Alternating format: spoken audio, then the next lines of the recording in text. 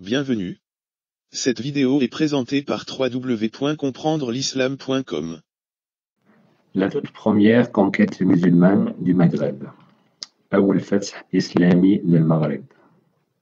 Dans cette vidéo, nous allons nous intéresser effectivement à la première conquête musulmane du Maghreb, bien avant les Omeyyades. En effet, avant Aqb ibn Nafi' al-Fihri, en 670 après Jésus-Christ, 38 ans à peu près après la mort du prophète, les premiers musulmans qui voulaient conquérir le Maghreb, connu à l'époque sous le nom de Ifriqiya, étaient dirigés par un personnage hors du commun. C'est le frère de lait du troisième calife Othman ibn Affan, qui était aussi et surtout l'un des scribes du prophète. Ce Katib al-Wahi, c'était Abdullah ibn Sa'd ibn Abi Sarh. C'est donc pendant le califat d'Othman ibn Affan, vers 647 après Jésus-Christ, 15 ans après la mort du prophète, que ce dernier envoie Abdullah ibn Abi Sarh, son gouverneur en Égypte, à la conquête de la Libye actuelle et du Maghreb, afin de répandre l'islam, l'islam dans ces régions. Mais avant de se pencher sur cette conquête en Afrique du Nord, arrêtons-nous un petit peu sur ce personnage de Abdullah ibn Abi Sarh, qui était un noble chevalier de la tribu de Bani Amir, bin Lu'ay, pour brièvement présenter son histoire avec l'islam, qui était un peu particulière quand même. Ce Ibn Abi Sarh était un des scribes du Coran. On peut lire dans de nombreux livres islamiques, dans des livres d'exégèse, l'histoire de ce scribe qui semblait s'amuser à changer les versets que le prophète lui dictait. Par exemple, au moment où le prophète lui dictait le verset 14 de la sourate 23, sourate al-Mu'minin, verset 14, ثم خلقنا النطفة علقة فخلقنا العلقة مضغة فخلقنا المضغة عظاما فكسونا العظام لحما ثم أنشأناه خلقا آخر. Apparemment, quand le prophète eut atteint les mots Khalqan Akhar, Ibn Abi Sarh, émerveillé, il aurait ajouté: Béni soit Dieu, le meilleur des créateurs. Le prophète aurait accepté ces mots et dit à Ibn Abi Sarh de les écrire comme s'ils étaient révélés par Dieu. Par la suite, et selon Tafsir Tabari, comme nous allons le voir tout à l'heure, le scribe transformait aussi les fins de versets comme Jabbar Hakim en Ghafurun Rahim. Et tout cela se passait avec l'approbation du prophète. Nous allons le voir ici.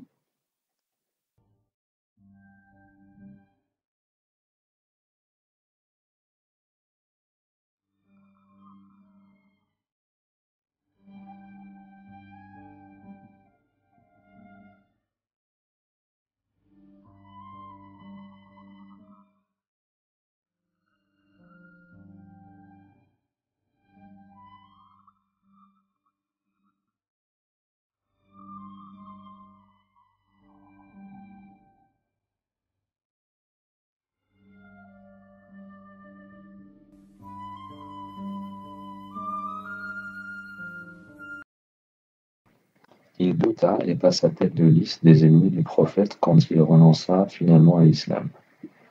Pour retourner à la Mecque, il dit aux Qurayshites: si le message de Mohammed est véridique, la révélation m'a été faite comme elle lui a été faite. Et s'il est un menteur, j'ai dit comme ce qu'il a dit. Ibn Abi Sarh vivait à la Mecque quand les musulmans l'accomplirent en l'an 8 de l'Hégire. On raconte que le prophète avait ordonné de tuer plusieurs personnes en les nommant, même si on les trouvait sous les voiles de la Kaaba, et parmi eux, Ibn Abi Sarh. On peut effectivement voir la source ici.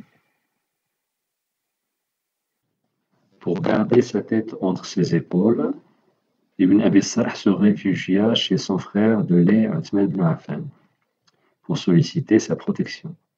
Quand le calme fut revenu, ce dernier le mit à l'abri et essaya de lui obtenir le pardon du prophète. Il intercéda en faveur de son frère par ces mots: Ô messager de Dieu, accepte l'allégeance de Abdallah. Le prophète leva les yeux vers lui et n'accepta sa demande qu'après un long silence. C'est donc la source que j'ai pu trouver, c'est dans le tafsir al-Qurtubi.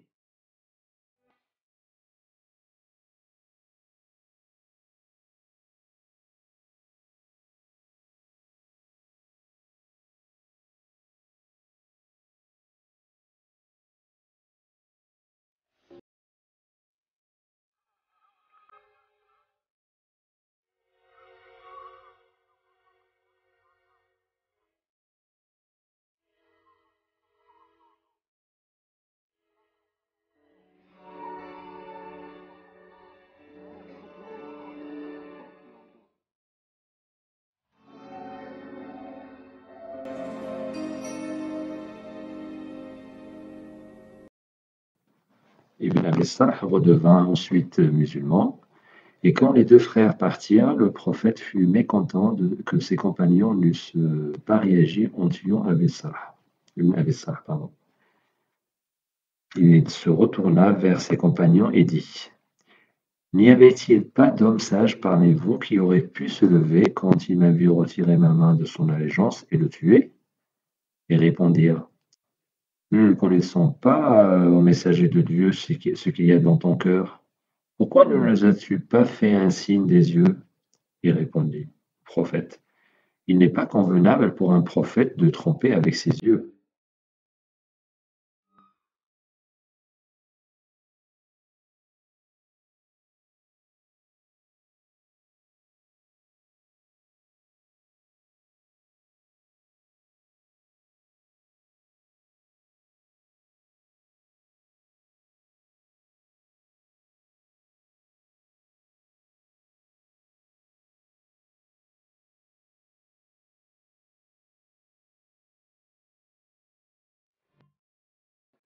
Ibn Abi Sarh est nommé gouverneur d'Égypte pendant le califat de son frère Othman. Juste après l'assassinat du deuxième calife Omar ibn al-Khattab et l'avènement de Othman au califat, le gouverneur d'Égypte, Amr ibn al-As, fut évincé et remplacé par Ibn Abi Sarh en 645 après Jésus-Christ. Dans le livre Futuh al-Buldan d'Il-Baladri, c'est un livre de référence du IXe siècle concernant les conquêtes musulmanes, on apprend que Amr ibn al-As refusa d'être évincé du poste de gouverneur et d'être relégué au poste de général de l'armée. Par ailleurs, il décrivit l'Égypte comme une vache à lait. Voici la source.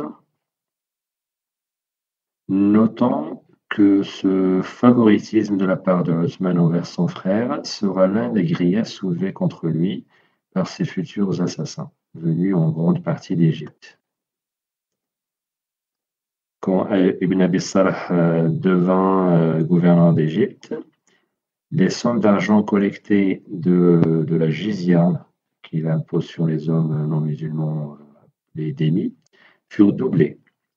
Quand le calife Othman le fit remarquer à l'ancien gouverneur Amr ibn al-As, ce dernier répondit que la contrepartie était qu'ils avaient affamé les enfants d'Égypte. La conquête du Maghreb. Nous y sommes.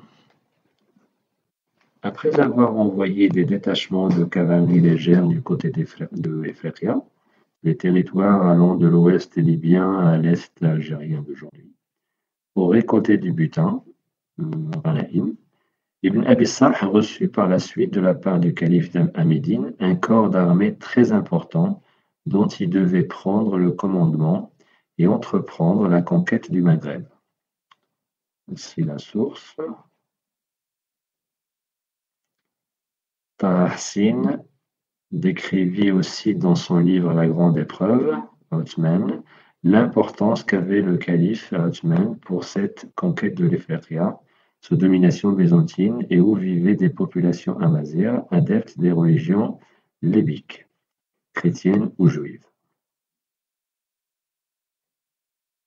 Ibn Abi Sarh se mit en marche à la tête d'une armée composée des meilleurs cavaliers arabes, venus une fois, n'est pas coutume, de Médine.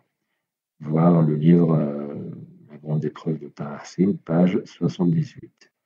Il y eut des batailles pendant plusieurs jours contre Grégoire, l'exarque de Carthage, dont l'autorité s'étendait de Tripoli à Tanger.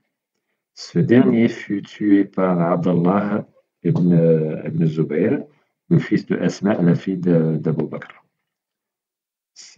Donc tout ça, on peut trouver dans le livre Futuh al-Buldan, page 318.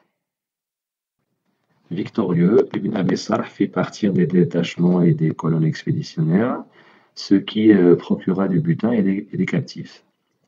Pour avoir la paix, les Byzantins d'Éphéria offrirent ensuite à Ibn Abi Sarh 30 tonnes d'or pour qu'il les laisse tranquilles et évacue leur territoire.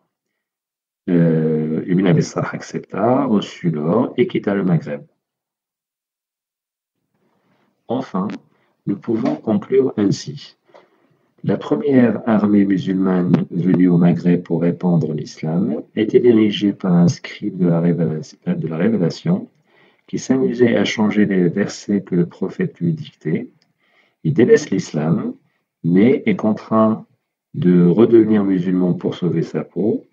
Il prend la tête de l'Égypte pendant le califat de son frère de l'air Othman ibn Affan et part chercher du butin et des captifs en Afrique du Nord. Victorieux contre les Byzantins, ceux-ci lui donnent 30 tonnes d'or, il prend l'or et se retire.